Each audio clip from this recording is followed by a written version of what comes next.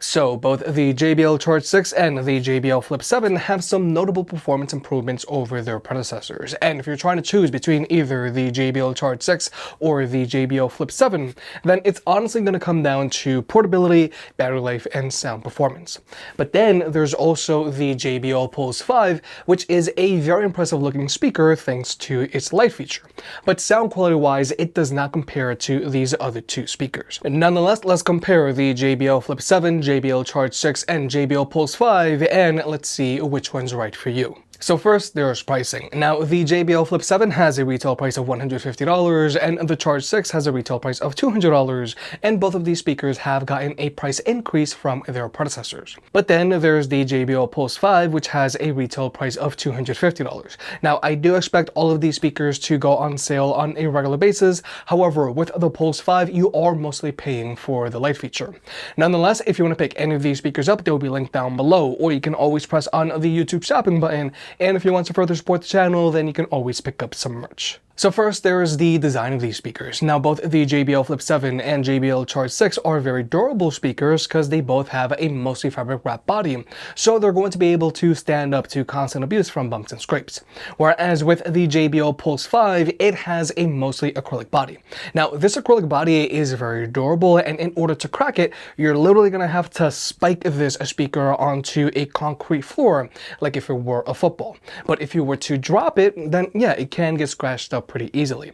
But all of these speakers are waterproof, so if they get wet, they're going to be perfectly fine. But from a portability standpoint, the Flip 7 is just the smallest and lightest speaker here, and you can easily attach it to your backpack. Whereas with the Charge 6, it is a little larger, but it's still very easy to take on the go with you. And it now has an included carrying handle, making it much easier to take it on the go with you as well. And you can also attach this speaker to your backpack if you want. But then there's the Pulse 5. Now, this speaker looks great, but it is noticeably larger and heavier than these other two speakers. Personally, I think the JBL Pulse 5 is better as an at-home speaker. But what makes the Pulse 5 stand out here is that it has a built-in light feature, and this light feature is very dynamic, and you have a lot of different styles to choose from. This is a great looking speaker. However, for the best experience, you do want to use the speaker either indoors or while at night, because in direct sunlight, you're not going to see all that much. And when it comes to battery life, these speakers are very different from one another. Now, the JBL Pulse 5 has an advertised battery life of 12 hours, but battery life on this speaker really varies depending on the light feature. For me, real-world use with this speaker playing at 80% volume and with the brightness set to 50% is good for around 6 hours of playback time. So this is a speaker that's constantly going to live on the charger, which is another reason why I don't recommend that you use it while outside of the house. And then there are the JBL Charge 6 and the JBL Flip 7. Now, the JBL Flip 7 has an advertised battery life of 14 hours, whereas the Charge 6 has an advertised battery life of 24 hours. In real-world use with both of these speakers playing at 80% volume, the Flip 7 is good for around 8 hours of playback time, and the Charge 6 is good for around 10 hours of playback time. However, 80% volume on both the Flip 7 and Charge 6 is way louder than 80% volume on the Pulse 5, and the Charge 6 is louder than the Flip 7 as well. And to charge all of these speakers, they charge via a USB-C port, as they should. But actually, all of these USB-C ports are different from one another as well. Now, with the USB-C port on the Charge 6, you can use it to charge your own devices, and you can also use it as a wired connection. Whereas with the Flip 7, you can only use its USB-C port as a wired connection, but you can't use it to charge your own phone. And then there's the USB-C port on the Pulse 5, which can only be used to charge the speaker itself. But when it comes to Bluetooth connectivity, all of these speakers can be connected to two devices at the same time, so you and a friend can both be DJ. Latency is not an issue for any of these speakers, so you can use them to watch videos with on your phone. And when it comes to audio codecs, the Pulse 5 only has support for SBC, whereas both the Flip 7 and the Charge 6 have support for SBC and AAC. But wait, if you want to further support the channel, then check out our affiliate partner, Manscaped. Manscaped has a trimmer for any of your grooming needs. First off, there's the Handyman, which is a compact face shaver. There's the upgraded Lawnmower 4.0 Pro, which charges via a USB-C port, and it still has wireless charging, but more importantly, it has a new upgraded and stronger motor. There's also the Lawnmower 5.0, which also has the same great upgraded motor, plus it also comes included with a foil if you want to get a skin-tight shave. There's also the Dome Saver Pro, which has 5 double-track blade heads. It's easy to clean, and it also charges via a USB-C port, or it also has wireless charging. And finally, there's the Chairman Pro, which is my personal favorite. It not only feels super premium, but it also has 2 interchangeable heads, so either you can get a skin-tight shave, or you can leave the right amount of stubble. No matter your needs, Manscaped has a shaver for you, so check out Manscaped in the link down below. But with all that out of the way, let's talk about sound. Now, when it comes to speaker setup, these speakers are more similar than you'd realize. Now, both the Flip 7 and the Charge 6 have a front-mount firing woofer, a front-mount firing tweeter, and dual passive radiators that shoot out the sides. Except on the Charge 6, it's just larger.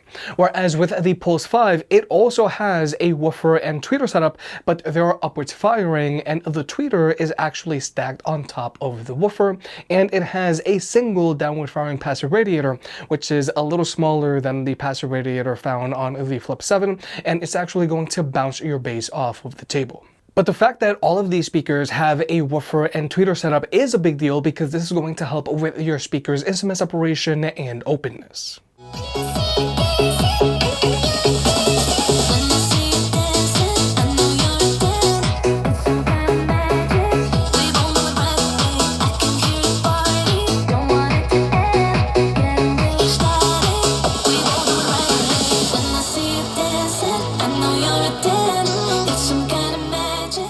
So like we have just seen, the woofer handles the mids and the tweeter handles the highs. So this is going to help your instrument separation, and it's going to help these speakers sound more open. However, with the Pulse 5, if you want the best sound quality out of it, then you do want to use it while indoors, because this way your music is going to bounce off the ceiling. And if you're looking for a speaker to use while outdoors, you're going to be better off using the Flip 7 and the Charge 6, because they're a lot more directional. But now we're going to go ahead and jump into the sound test. Now, all of these speakers are playing with their stock EQs, and they're all playing at 75% volume.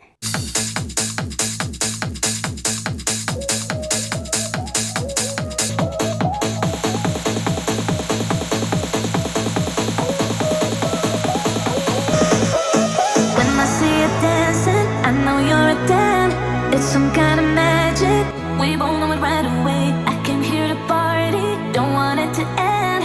Getting real ecstatic, we both know it right away. When I see you dancing, I know you're a 10. It's some kind of magic, we both know it right away. I came here to party, don't want it to end. Getting real excited.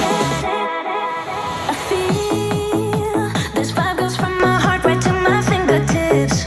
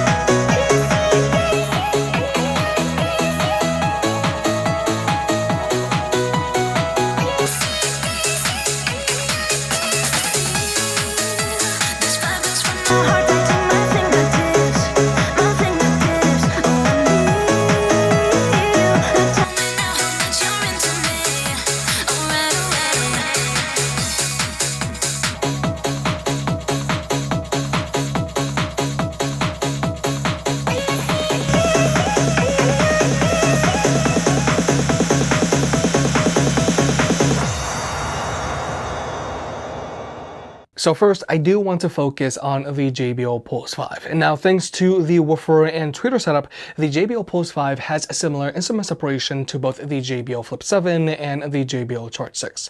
However, this speaker just doesn't get nearly as loud as these other two speakers, and the Pulse 5 has noticeably less bass than these other two speakers as well.